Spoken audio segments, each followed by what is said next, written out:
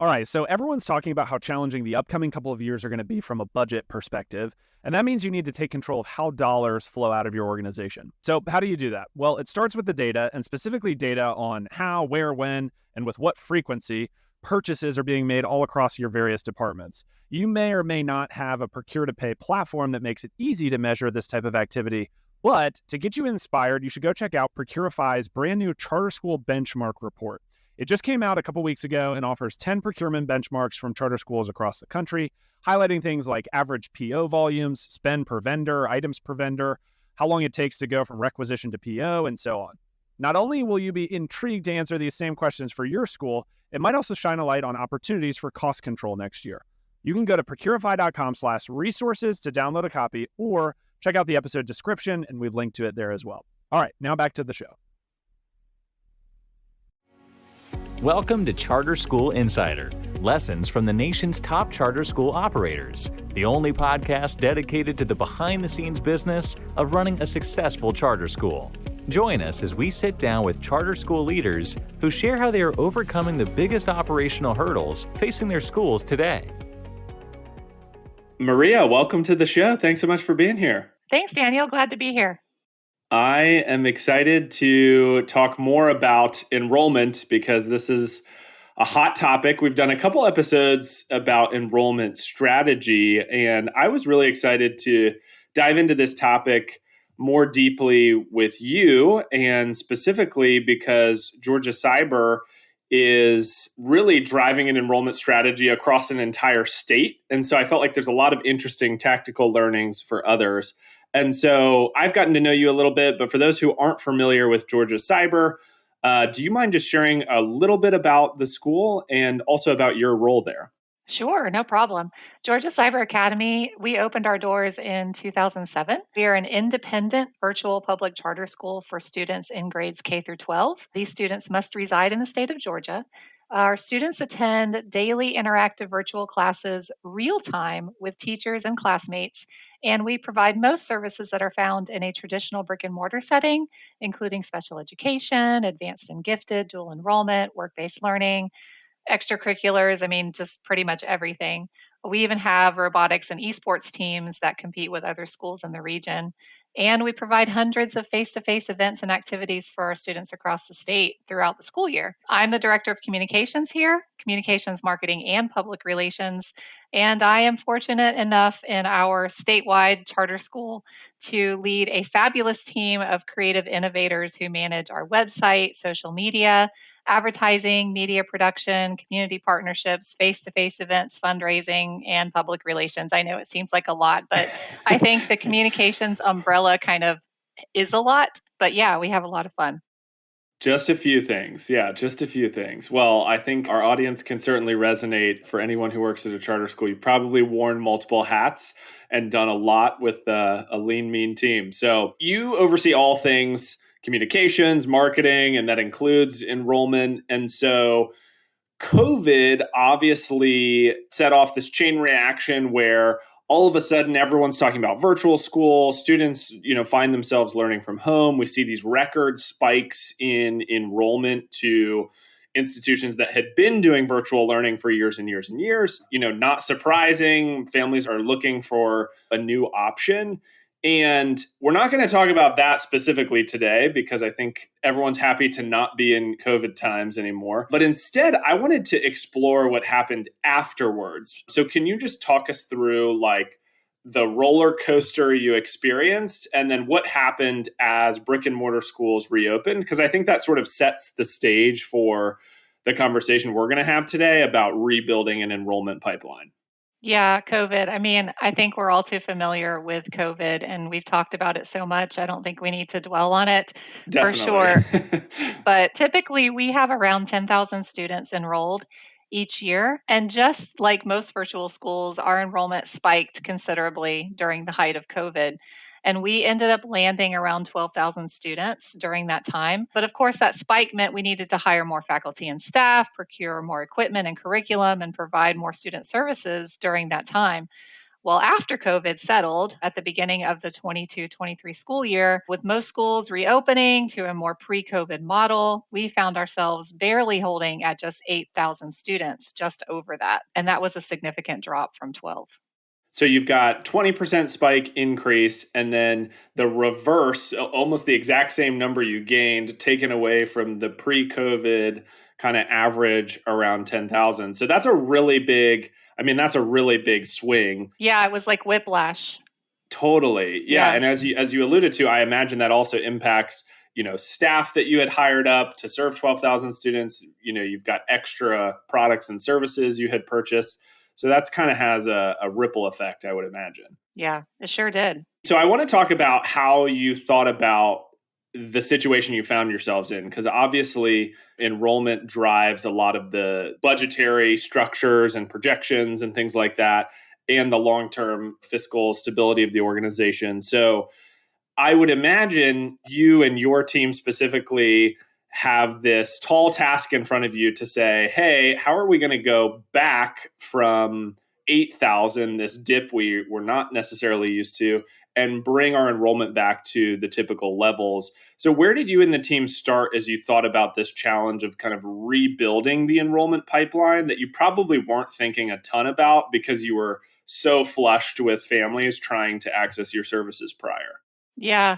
I mean, we definitely were feeling, a little, oh, what have we done wrong? Did we put out the wrong messaging? What did we do wrong with our marketing? And we were faced with reduction in force at our district because we just didn't have the student base to support all the staff that we had hired. And of course, we did find some areas that we could improve upon when it came to our marketing and advertising. But the reality really was that most parents who enrolled during COVID, they just weren't necessarily interested in a long-term virtual education option for their children. Right. So they really missed being able to send their kids out of the house each day. So once our regular schools reopened and they felt safe sending their kids back to brick and mortar, they did. And they did it en masse, kind of all at once is what it seemed like. But after we had a better understanding of our post-COVID enrollment landscape, we took a look at the data and we started to make a game plan for how we would approach bringing our enrollment numbers back up to our pre COVID normal. So, what was that evaluation process like? Or you mentioned you looked at the data. Where do you even start? What's that research look like? What type of data are we talking about? Yeah, well, it's not like there are courses out there where you can go and learn how to enrollment mark for online schools. So we're like, okay, what do we really need to figure this out like now. We had to understand where our students were in the state and where we may have opportunities to fill empty seats. So we took a look at our enrollment data by county and we pulled our numbers.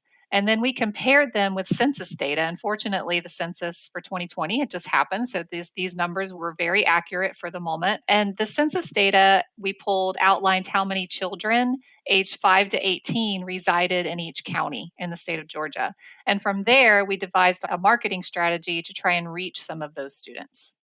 So were you all looking at, because I would imagine, you have the unique advantage of being an alternative path or a non-traditional brick and mortar path. And so you can market to any student across the entire state.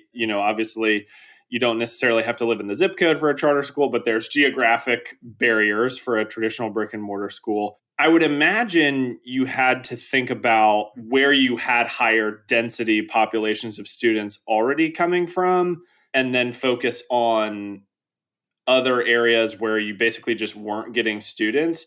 Is that what you found as you looked at the data? Or did you see we have pretty even distribution and we just need to change sort of the overall strategy?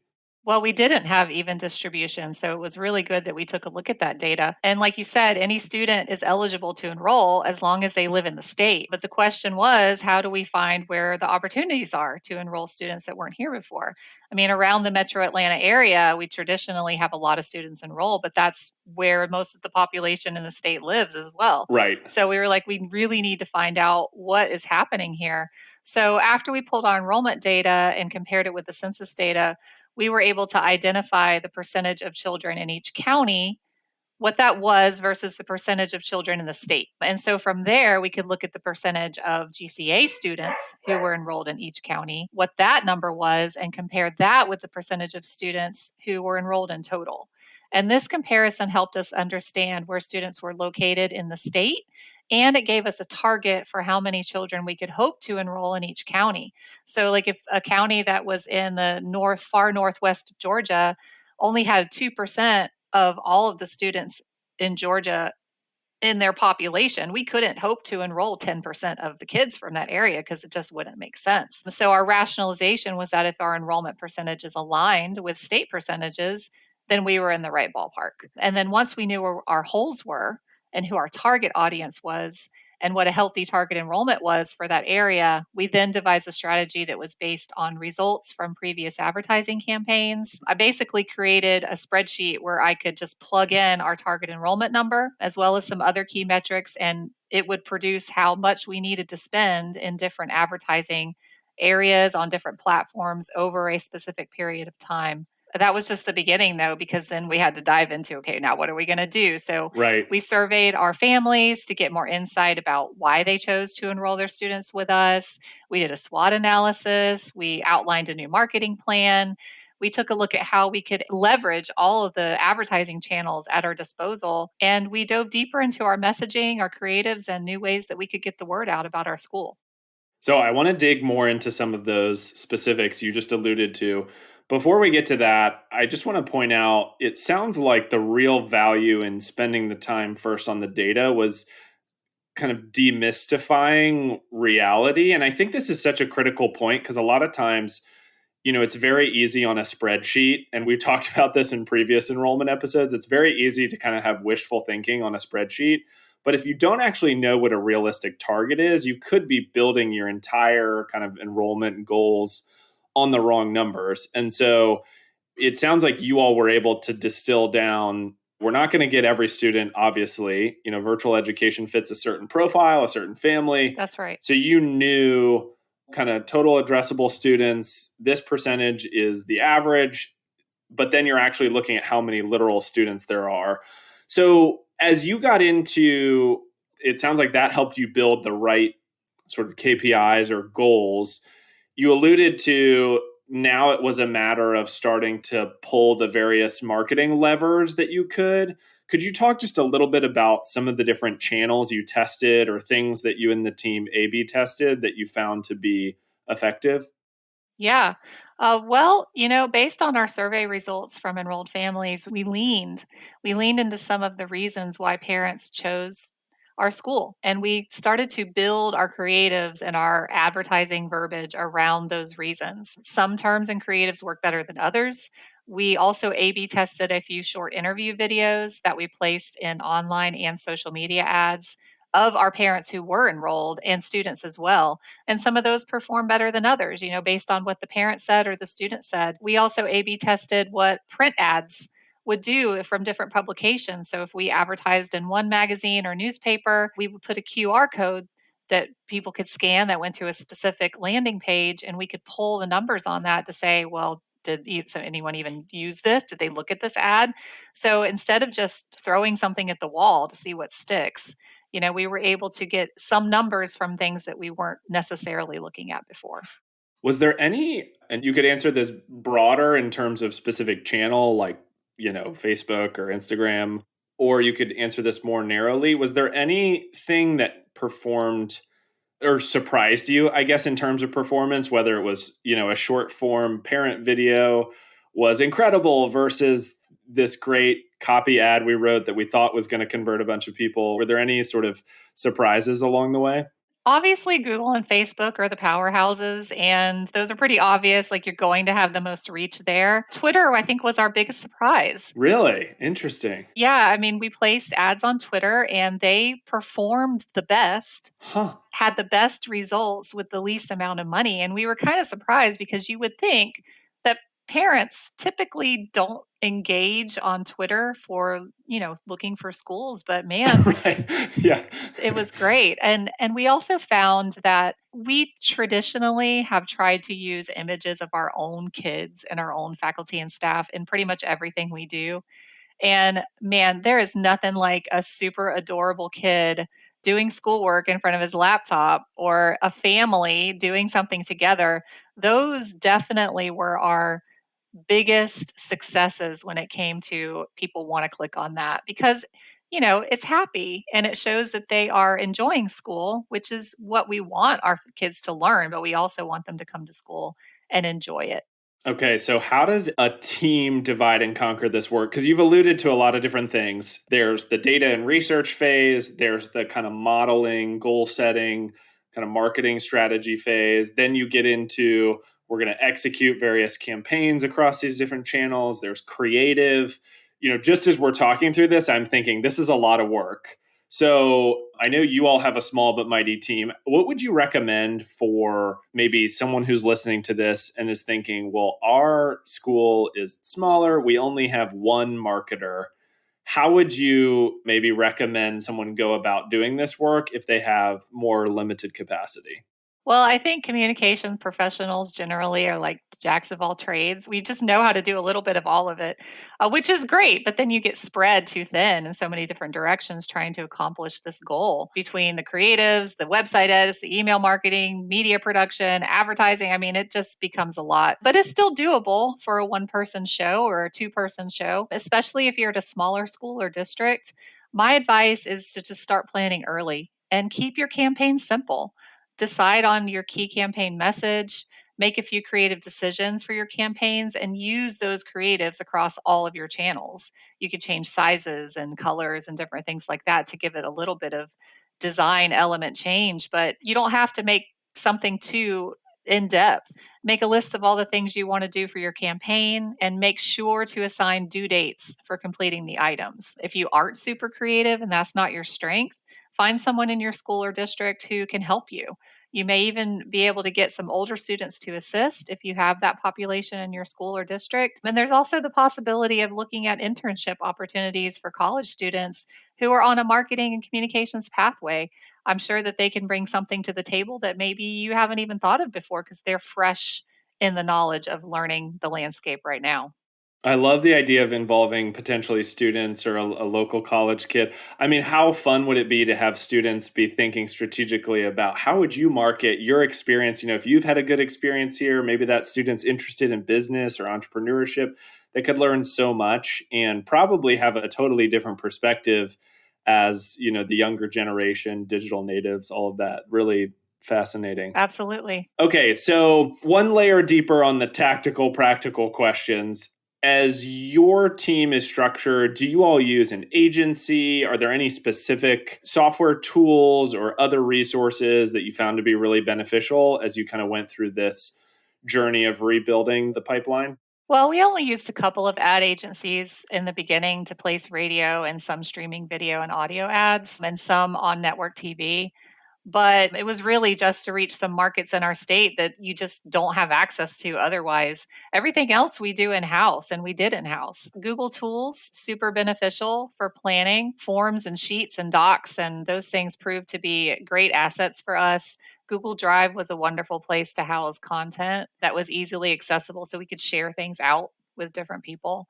We started using Canva for our creatives. It kind of just really hit hard like around that same time. And before then, we were using Adobe, and Adobe's great and we still use it for certain things. But man, Canva for educators and it's free for school districts. I mean, Yeah, you can't beat Canva. It's amazing. you just can't. It's just amazing. It makes creating everything so fast and beautiful. Monday.com was super helpful for us because we were able to structure our planning, keep track of project managing and budgets and communications and everything all in one location.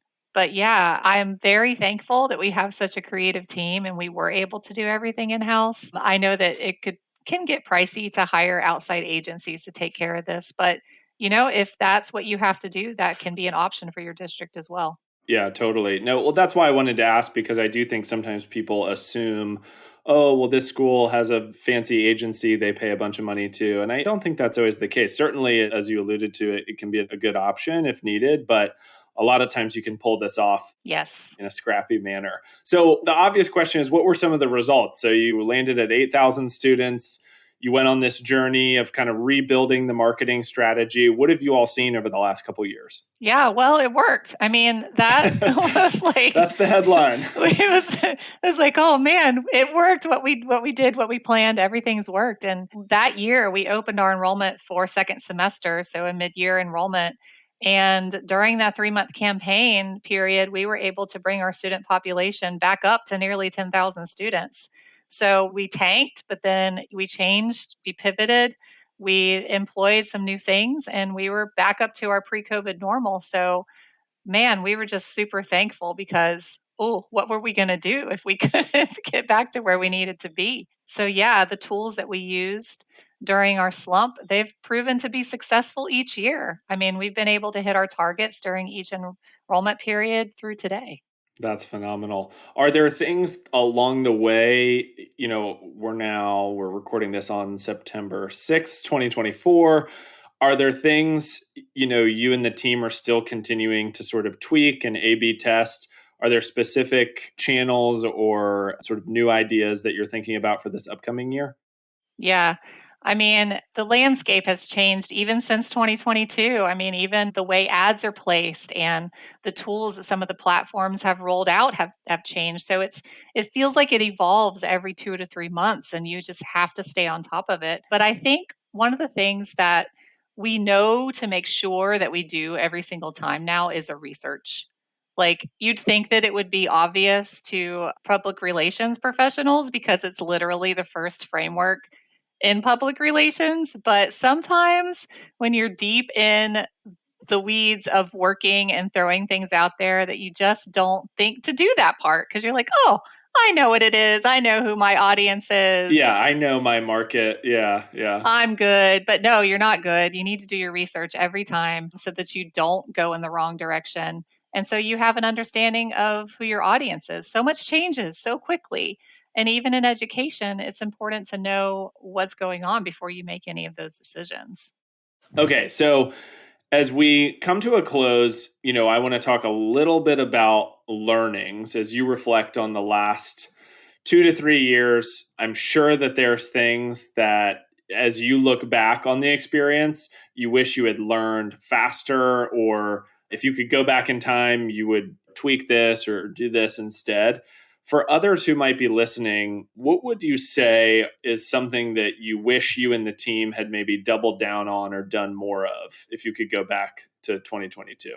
Well, I think we definitely could have expanded the types of ads we place online. There's so much that you could do with display ads and video ads, and there are form ads now where you're collecting leads, and we use those things now, but we didn't necessarily think to do all of them before. So just expanding what you can do with your ad placement and the types of ads you're running. And part of that has a little bit to do with how the platforms have evolved over the last 2 to 3 years.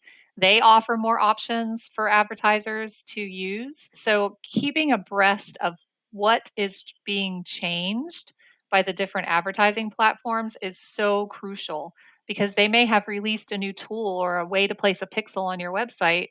And they weren't doing that 3 months ago, but they're doing it now, and you need to use it. I think that that's something that we could have doubled down on more to learn what all the tools were available at our disposal.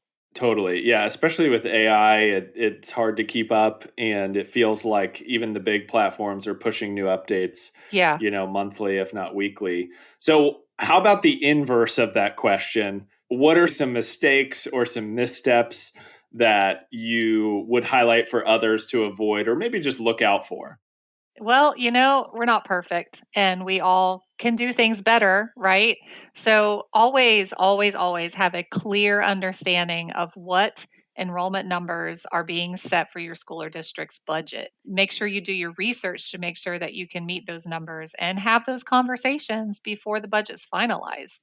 You may have your board of directors or your school leaders may say, we want to enroll X amount of students, but you may have a little bit of a different understanding of the landscape to say, I'm not so sure that we can enroll that many. And that can definitely enter into a conversation that you need to have with those key players. I think that we could have asked more questions back in 2021 during that process, and we probably could have lessened the impact of the enrollment drop if we were a little bit more strong in, I'm not sure we can enroll that many students in the year. 12,000 seems like it's going to be a little high post COVID. So I think that is a very important thing to factor in. Such an important thing. And if you run enrollment for your school or you're in charge of enrollment and you're not in the room previous to the budget being set or the forecasting, being modeled, Yeah, get away in the room, stick your foot in the door and come with the numbers. I think things look pretty on an Excel sheet when the numbers are big and they all go up and to the right and everyone's happy. But come with the data and back it up and present reality instead. It'll keep everyone grounded. exactly. Okay, so really good advice on both sides of the coin. As we wrap here, you listed a bunch of tools and resources that we'll link to the show notes for others to check out. Are there any other marketing resources in general that you've found particularly helpful, whether it be about keeping up with the platforms or just places that you go to find good resources for your own professional development? Well, for me, the two biggest resources that I use are NSPRA. So, the National Schools Public Relations Association, they have a lot of resources when it comes to different communications and outlining communication plans. And Final Site, who provides websites for schools, they offer tons of resources and blogs and articles and workbooks and trainings and all kinds of things, even if you don't have your website through their platform. I have found them to be super helpful and I refer people to them a lot because they know so many schools all over and they pull together those marketing and advertising resources that are necessary. But yeah, obviously Canva for Education. Again, it's free for educators and districts. You can put your branding in there and it's just awesome. And of course, Monday.com, that is not free for schools and districts, but it does have a lot of powerful tools when it comes to project management. And for communications professionals, that is super, super beneficial. Love it. All right. Well, we'll link to all of that in the show notes. And lastly, Maria, where can people connect with you or learn more about Georgia Cyber if they're curious? Yeah, well, you can learn about Georgia Cyber Academy at our website, which is Georgia, spelled out, cyber.org. And you can also find us on social media at GCA Champions. And if you have questions for me, you can email me directly at mblencowe, BLENCOWE, at georgiacyber.org. Perfect. All right, Maria. Well, thanks again for coming on, sharing more about your experience. And hopefully the listeners found this helpful and insightful and instructive. Yeah, thanks, Daniel. All right. Take care. Thanks for listening to Charter School Insider. This show is brought to you by BuyQ, the group purchasing organization specifically for charter schools. Want to learn how to maximize your school's purchasing power? Join together with thousands of other charter schools by visiting buyq.org/sign-up. BuyQ's purchasing program is free and has no obligations or commitments required. If you enjoyed today's episode, do us a favor and subscribe on your podcast listening platform of choice. If you have a question or feedback for us, we'd love to hear from you. Send us an email at podcast@byq.org. Thanks, and we hope you'll tune in for the next one.